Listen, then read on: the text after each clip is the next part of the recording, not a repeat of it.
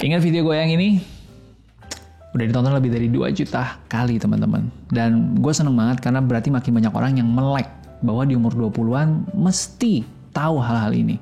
Nah di video ini gue pengen dalemin specifically beberapa hal yang gue ngerasa kalau gue tahu di umur 20-an itu akan bisa mempercepat, mengakselerasi menuju financial independence. Kita mulai aja langsung ya. Let's get better. Prinsip bapak kaya, bapak miskin. Rich dad, poor dad. Dan man, ini game changing banget. Kalau lu nggak bisa paham ini, susah buat kita ngomongin poin berikutnya. Orang-orang miskin itu aliran duitnya ketika income-nya masuk, ya udah keluar aja di pengeluaran hidup. Jadi makanan, minuman, ya. Gue paham sih, mungkin di waktu itu mereka belum bisa nabung. Makanya sebisa mungkin lo harus mengusahakan supaya lo bisa menyisakan sebagian untuk apa? Nanti kita kasih lihat, ya.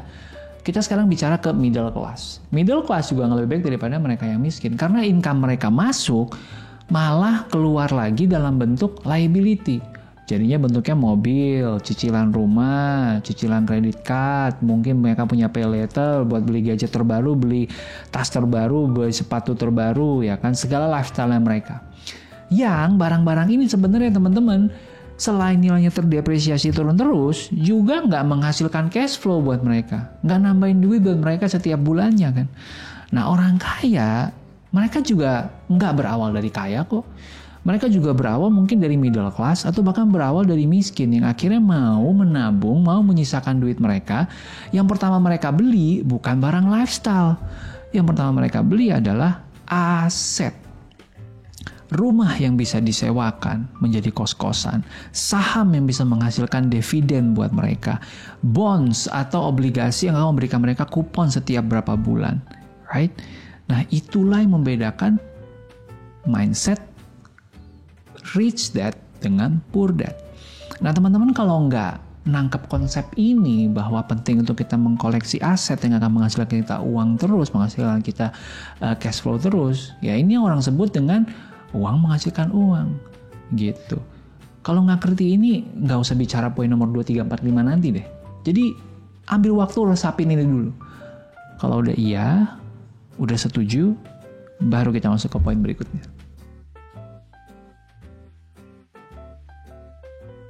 Nomor 2, prinsip minyak dan tambang minyak. Aduh, ini gue suka banget sama prinsip ini. Ngena banget. Tapi gini, daripada gue yang ngemeng gitu ya, mending langsung ke bos-bos yang memberikan gue inspirasi. Ini gue juga belajar dari mereka, biar makin ngena ke lo semua. Di Think, kita ini suka pakai analogi-analogi yang simple tapi ngena. Gitu. Supaya orang sekali dengar aja inget. Gitu. Nah, tadi analogi yang Mas Ruby suka ya mengenai tambang minyak dan tangki minyak, itu sebenarnya adalah fondasi dari kita sebagai investor. Kenapa? Karena ketika kita berinvestasi, itu kan tujuannya jangka panjang. Kita mesti pisahin dulu nih, mana yang dana dingin untuk diinvest, mana yang dana operasional untuk kebutuhan sehari-hari. Nah, cara paling simple untuk mengatur ini, itu adalah dengan memisahkan rekeningnya. Gitu. Jadi, kita misahin, yang satu itu adalah rekening uang dingin, ya, kita suka bilangnya ini adalah rekening tambang minyak. Nah, ini adalah rekening untuk investasi, yang mana tugas utamanya itu adalah supaya terus nambang minyak. Uang yang ada di sini terus diputer, ya, ke instrumen yang tentu yang kita kuasai, yang kita ngerti, ya, kebanyakan umumnya adalah bisnis kalau kita, dan tugasnya itu adalah menghasilkan return dan digulung terus di sini. Ya. Kalau untuk saya pribadi, yaitu rekening saham, gitu. 95% lebih harta saya ada di rekening tambang minyak. Gitu. Ini adalah rekening saham saya kalau saya.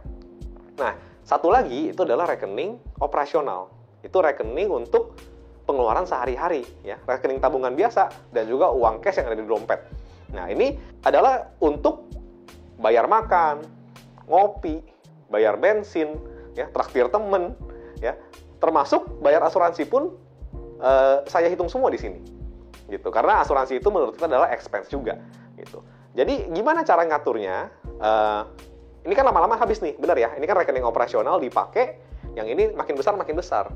Gimana cara ngaturnya supaya pas? Nah, kalau kita di Think, kita suka mengisi rekening tangki minyak kita, ya, itu 10 kali pengeluaran bulanan. Gitu. Jadi pengeluaran 10 bulan ke depan, ya, baik itu biaya hidup, mau itu asuransi, semuanya, itu kita isi di sini. Gitu. Misalnya nih, pengeluaran kita sebulan itu 5 juta.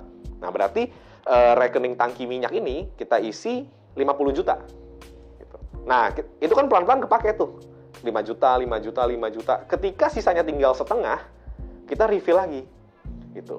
Kenapa kita selalu sisain setengah sebelum kita refill?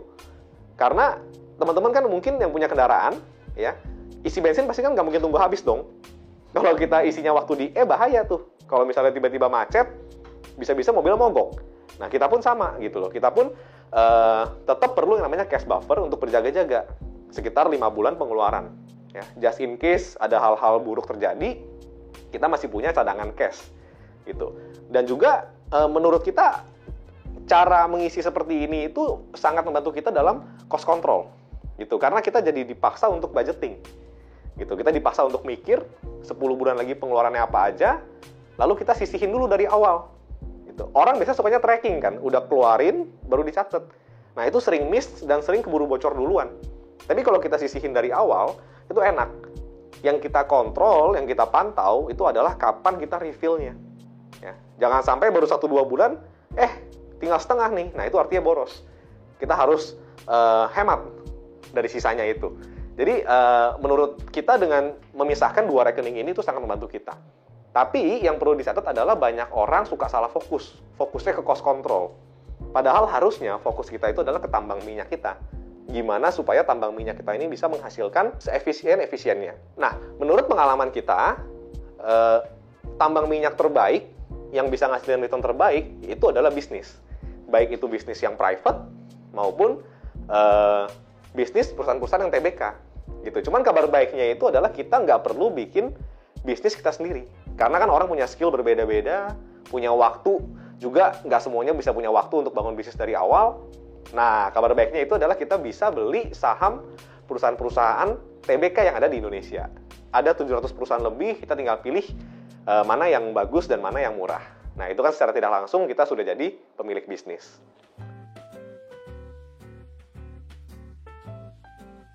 Nomor 3, teman-teman.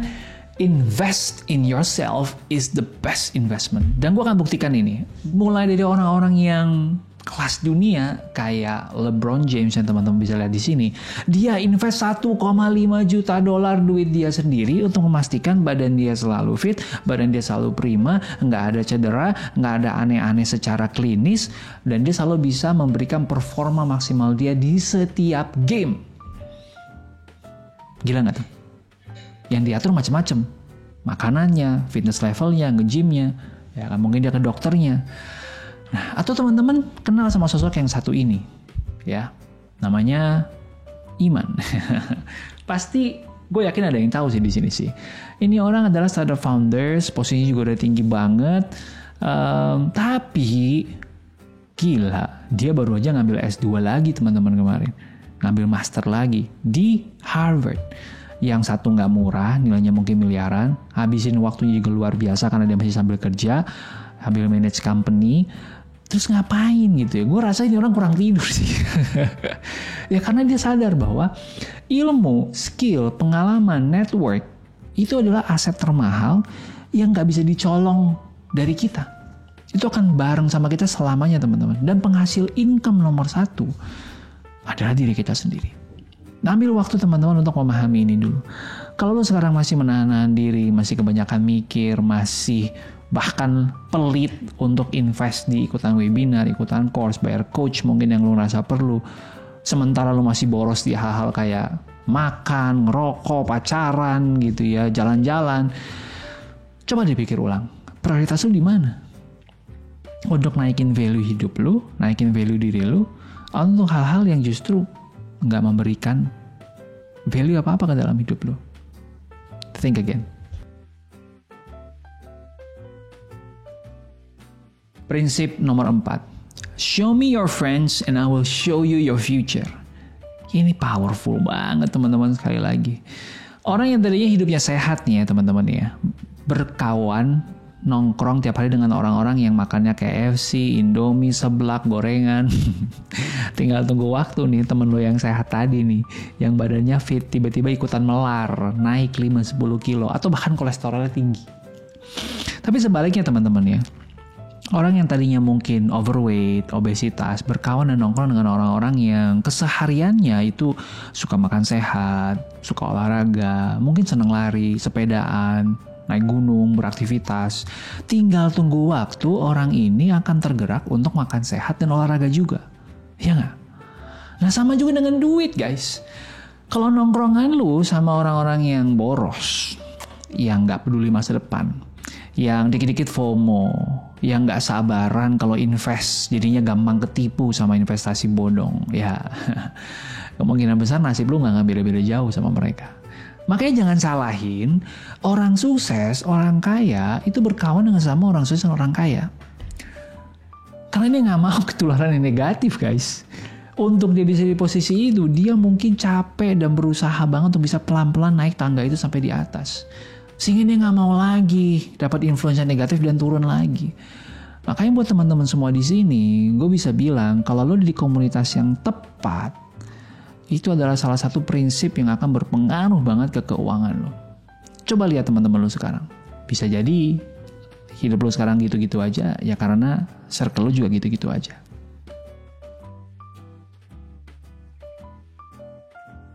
Prinsip nomor 5 kembali ke minyak dan tambang minyak. Tapi dari angle yang berbeda. Tadi kita mungkin ngebahas dari sisi keuangan pribadi. Sekarang kita spesifik ke tambang minyaknya deh.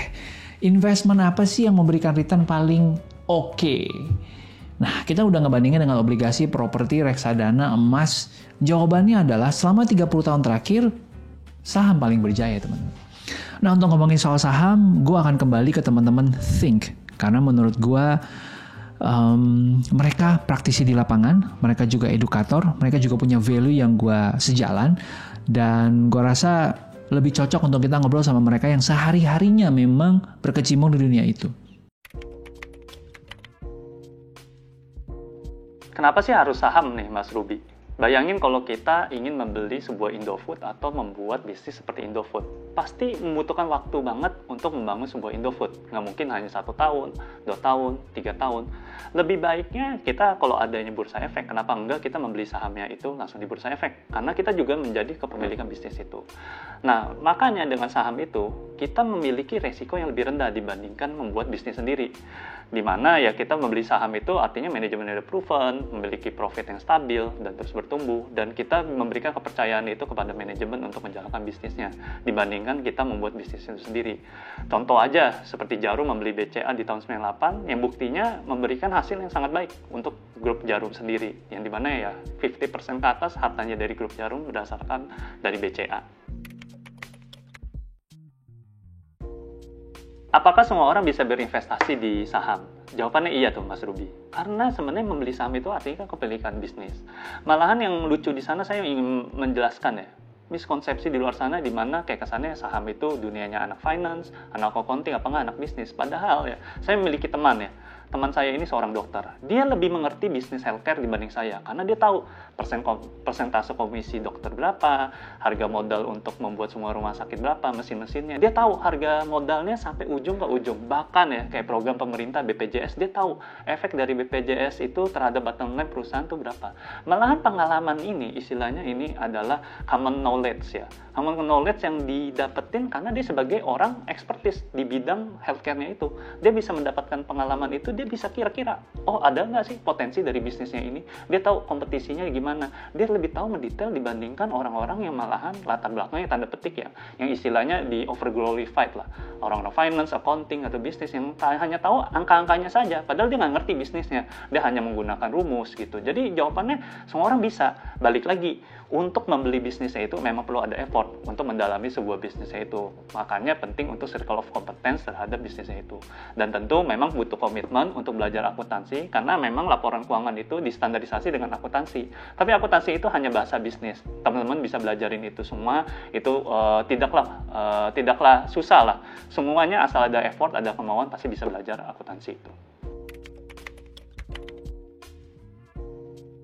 Sebenarnya simpel banget. Sebenarnya bisnis itu menurut saya cuma ada dua. Pertama, capital light dan capital intensif. Capital light itu apa? Yang modalnya kecil. Capital intensif itu ialah modalnya yang besar. Nah, tapi di luar sana banyak yang ngerasa kalau modalnya besar pasti profitnya besar juga. Kalau modalnya kecil pasti untungnya kecil juga. Padahal enggak loh.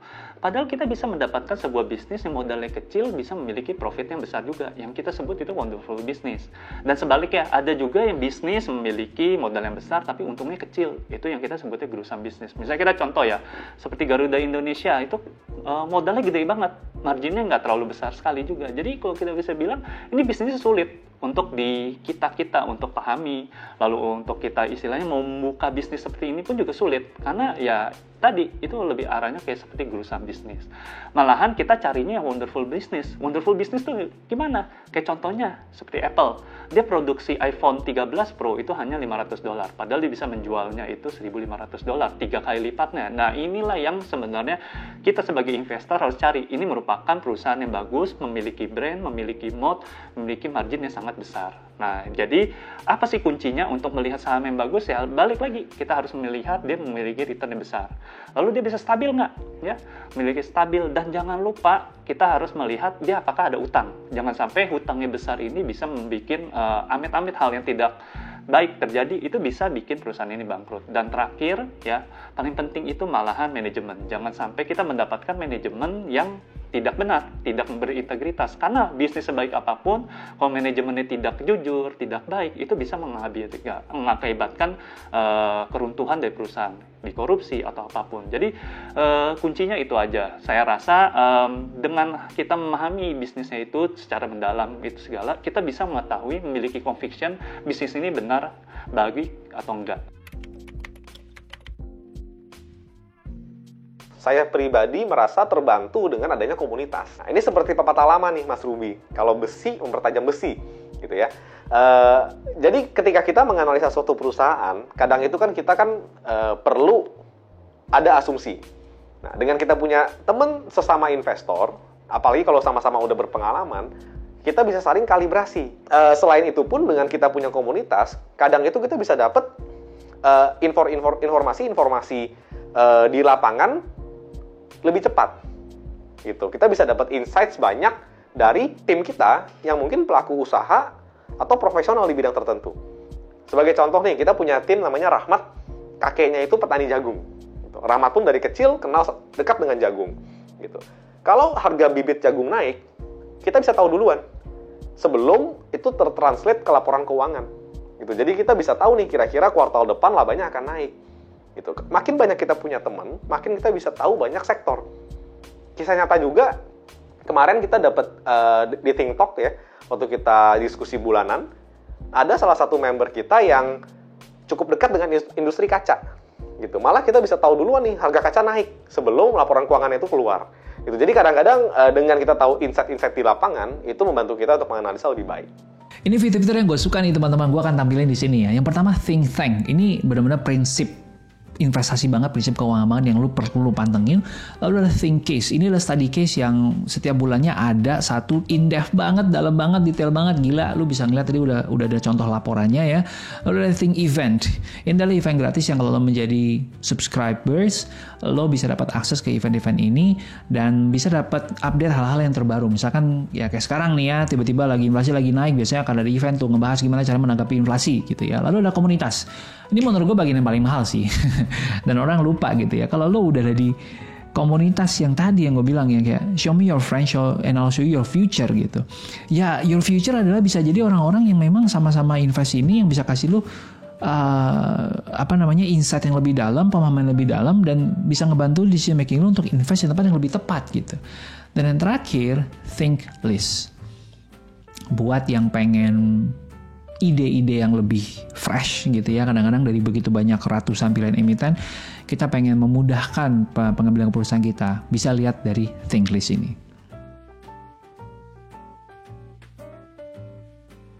Gimana teman-teman 5 prinsip itu? Kalau gue, seandainya gue tahun di umur 20 mungkin gue akan lebih cepat kali nyampe ke goal gue ya. Tapi Untungnya di umur 30-an awal pun gue bertemu dengan orang yang tepat, salah satunya Think ini dan teman-teman di dunia investasi, teman-teman di dunia keuangan yang sangat ngebantu dan membuka mata gue banget. So thanks to all of you yang bisa mempercepat proses gue ini.